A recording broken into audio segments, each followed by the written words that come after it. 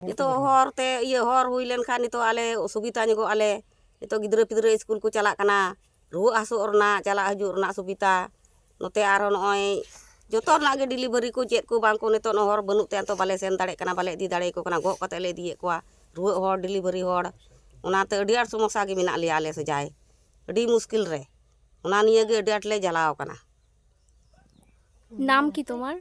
बड़की किसको বারকি। किसको ডিজিটাল ভারতের যুগে দাঁড়িয়ে আজও এমন একটা গ্রাম আছে যাকে গ্রাম বললে ভুল হবে। এ যেন আস্ত একটা দ্বীপ, নাম নিমডাঙ্গা। এখান দিয়ে যাওয়া আসা করো কি করে?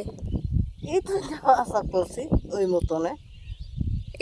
এটা কি রাস্তা? রাস্তা হ্যাঁ রাস্তা এলের রাস্তা অনেক দিন থাকে এটা এলের রাস্তা করেছে আর রাস্তা দেয়নি অত রাস্তার জন্য। এইভাবেই যাতায়াত করো প্রত্যেক দিন? হ্যাঁ ওই গাড়ির রাস্তা মানে নাই আর ডাক্তার কাছে কেমন করে যাবো এটা হাঁটতে হাঁটতে চলে যাচ্ছি। কতদিন থেকে এভাবে যাতায়াত করো? ওই অনেক দিন থাকে রাস্তায় নেই। গ্রামের হওয়া থাকে রাস্তা আমি দেখিনি। জল নাই, লাইট অবশ্য আছে। কটা? ওটা সবার বড়ি বড়ি কাকো দিয়েছি কাকো দেয়নি। আমার আছে অবশ্য আমার এখন আমার বড় ছেলের ওইটা আর আমার নাই। তো এইখানে আমার ছোটো ছেলে থাকে আমি থাকি তো ওই ওই বড় বেটার ইয়ে দিয়েই হারা লাইট জ্বালায়। এই নিমডাঙ্গা গ্রাম রয়েছে দক্ষিণ দিনাজপুর জেলার তপন ব্লকের আউটিনা গ্রাম পঞ্চায়েতে। এই গ্রামে ঢোকার জন্য আজও কোনো রাস্তা তৈরি হয়নি। যাতায়াতের একমাত্র ভরসা চাষের জমির আল। সেই আলও এখন ধীরে ধীরে ছোট হচ্ছে।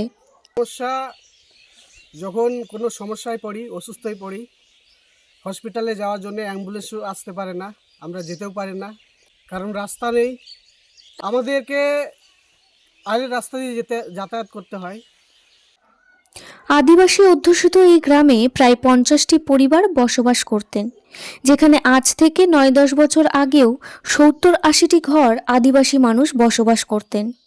এখানে কেউ দেখতে আসে না, মানে এখানে কে আসবে, কেউ আসে না, শুধু আমরাই থাকি যাই আসি। বাচ্চারা স্কুল যায়, কষ্ট, জলের সময় ভিজে যায় আসে, পড়ে যায় মাটিতে, আবার কাদা ধুলো সব। কি করব, রাস্তা নাই, জল নাই, কি নাই, কিছুই নাই এই গ্রাম। বর্তমান পরিস্থিতি এতটাই সঙ্গীন যে গ্রামে দীর্ঘদিনের স্থায়ী বাসিন্দারা গ্রাম ছেড়ে চলে যাচ্ছেন একটু সুযোগ সুবিধের আশায়। গ্রামে একটাই টিউবওয়েল, সেখানেই সবাই জল নেন, বাসন মাজেন এবং এই জলই পান করেন। এই কল যদি খারাপ হয় তখন পাশের গ্রাম থেকে জল আনতে হয়। আমাদের একটাই কল আছে, তো ওখানে আমরা কাপড় থালা বাসন ওখানে সব ধুয়ে নিই। জলের সমস্যার মানে জল সব সময় গা ধোয়া, থাল বাসন, খাওয়া নেওয়া সব জন্য, খাওয়া নেওয়ার সুবিধা। কল মাত্র একটা কল আছে, এটা ভাঙে গেলে ইয়ে হলে আর একেবারে ওই গ্রাম থেকে জল আনতে হয়। তাহলে এই অসুখগুলোক আমি নিয়ে আসতে পারবো? গ্রামের কোনো বাড়িতে টয়লেট নেই, তারা মাঠে যান সূর্যকর্ম করতে। মাঠে মানে পায়খানা করি, কি করি মাঠে এইরকম মানে পায়খানা করি, বাড়িতে নাই, কি করব? আমরা গরিব মানুষ, কোথায় পাবো পয়সা দিয়ে বাথরুম করব? বাথরুম জন্যে তো পয়সা নাই, কোথায় পাবো? সরকার থেকে দিলে ভালো, এটা তো সবাই পায়খানা করতে পারবা, সেটা তো কিছুই নেই, কি নেই, জল নাই, রাস্তা নাই, আবার বাথরুম কিছুই নাই আমাদের পাড়ায়। কি করে থাকো এখানে? থাকি কোনো রকম করে। যদি তোমার এই ভিডিওটা কোনো আধিকারিক দেখে, সরকারি আধিকারিক, তাহলে তাদের কাছে কি বলতে চাইবা? কি বলতে চাইবো, যদি দেয় তো এটাই ভালো। মানুষগুলোর যা কাজ থাকে বাইরে সেগুলো দিনেই সেরে নিতে হয়, কারণ রাত হলে রাতের মধ্যে দিয়ে যাতায়াত, পোকামাকড়, শেয়াল এসবেরও ভয় রয়েছে। আর বর্ষাকালে তাদের সমস্যা কয়েক গুণ বেড়ে যায়। কাজ থাকে আমরা দিনের বেলায় করি, রাত্রে করি না। কেন করিস না? কারণ রাত্রে শিয়াল সাপ পোকামাকড় অনেক কিছুই থাকে, তাই জন্য আমরা গাড়ি ঘোড়া পাই না, তার জন্য দিনে আমরা করি কাজ। স্থানীয়রা একাধিকবার প্রশাসনকে জানিয়েও কোনো লাভ হয়নি। আমরা এই বিষয় নিয়ে গ্রামবাসীদের সঙ্গে আলোচনা করি, তাদের অসুবিধের কথা শুনি এবং জেলা পরিষদে যাই। আপনাদের মাধ্যম দিয়ে বিষয়টি আমি প্রথম জানলাম, ওই এলাকার জনপ্রতিনিধিরা নিশ্চয়ই জানেন। তবে আপনার কাছ থেকে যেটুকু জানলাম, যেটুকু বুঝলাম, তাতে করে রাস্তার যে ব্যবস্থা, দেখুন একটা মানে রিমোট এরিয়ায় রাস্তা করতে গেলে তো অ্যাটলিস্ট আগে রাস্তা তৈরি করার জন্য যে জায়গাটা লাগে, সেইখানে ব্যক্তিগত স্তরে যদি রায়তি সম্পত্তি যদি পড়ে যায়, তাহলে পরে একটা গভর্নমেন্ট বডির ক্ষেত্রে, পিআরএ বডির ক্ষেত্রে কাজ করা মুশকিল।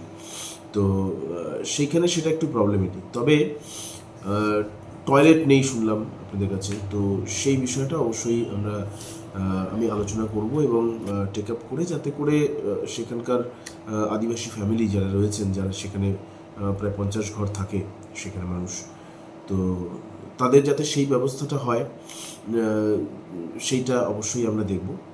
আর জলের ব্যবস্থা, যাতে পানীয় জলের ব্যবস্থা, তপন এলাকায় এমনিতেই পানীয় জল অত্যন্ত কষ্টসাধ্য তাদের কাছে এই পানীয় জলটা পাওয়া। তো সেইখানে পানীয় জলের ব্যবস্থাটা কি করা যায় সেটা আমরা আমাদের ঊর্ধ্বতন, আমাদের যারা প্রশাসনিক জায়গায় যারা রয়েছেন তাদের সঙ্গে একটু কথা বলে দেখি। টয়লেট এবং পানীয় জলটা অবশ্যই সেটা আমরা ব্যবস্থা করতে পারবো, কিন্তু রাস্তার ব্যবস্থাটা জায়গা না পেলে রাস্তা করা আমাদের পক্ষে মুশকিল। প্রচুর রাস্তা হচ্ছে আমাদের জেলা পরিষদের মাধ্যম দিয়ে, পঞ্চায়েত সমিতির মাধ্যম দিয়ে, পথশ্রীর মাধ্যম দিয়ে এবং বিসিডব্লিউডির মাধ্যম দিয়ে। এসটির এরিয়ার জন্য তো স্পেশালভাবে কাজ হচ্ছে, ভালো প্রচুর কাজ হচ্ছে। যারা আমার ভিডিওটি দেখছেন তাদের কাছে একটা প্রশ্ন করি, আর যদি আপনার বাড়ি এই গ্রামে হতো, আপনি থাকতে পারতেন? যদি উত্তর না হয় তবে ভিডিওটি শেয়ার করুন, যাতে প্রশাসনের চোখে পড়ে এবং এই মানুষগুলো তাদের যথাযথ সুযোগ সুবিধাগুলো পান এবং তাদের মুখে হাসি ফুটুক।